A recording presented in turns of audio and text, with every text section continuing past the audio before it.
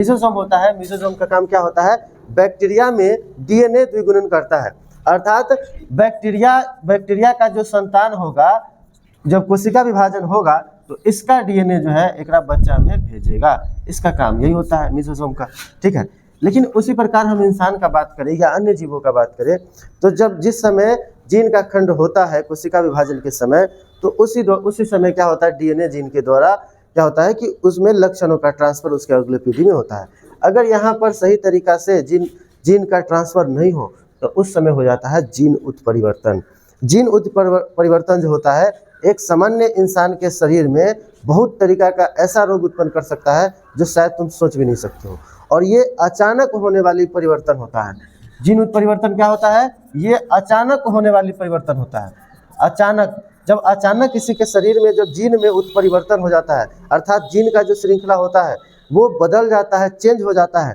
जैसे एक उदाहरण लो, तुम्हारा जन्म तक अभी ठीक ठाक है, कोई दिक्कत नहीं है, किसी कारणवश जीन उत्परिवर्तन पढ़ेंगे हम लोग आगे कि कैसे होता है, बहुत सारे कारण होता है। अगर उस कारणवश अगर तुम्हारा जीन उत्परिवर्तन हो गया तो याद रखना यह आनुवंशिक उत्परिवर्तन होता है। आगे आने वाले तुम्हारे बाल बच्चा उस समय भी इसका असर देखने को मिलेगा, ठीक है। एक रोग होता है जिसका नाम तुम लोग कभी सुना होगा शायद, न्यूरोफाइब्रोमैटोसिस। क्या नाम है,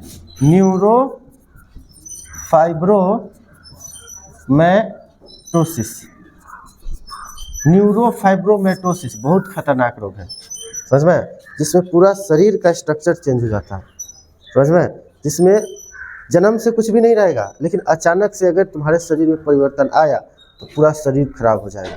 देखना चाहोगे कैसा होता है, ये होता है ऐसा, न्यूरोफाइब्रोमैटोसिस।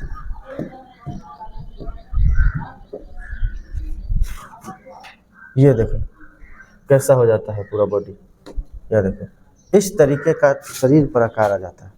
तो ये जीन उत्परिवर्तन के कारण होता है, समझ में। इसलिए बोले हैं कि शरीर में जो डीएनए का द्विगुणन होता है, डीएनए का जो बंटवारा होता है, अगर वो सही से नहीं हो जाए तो वो क्या हो सकता है, जीन उत्परिवर्तन हो सकता है और तरह तरह की बीमारी हो सकता है, समझ में।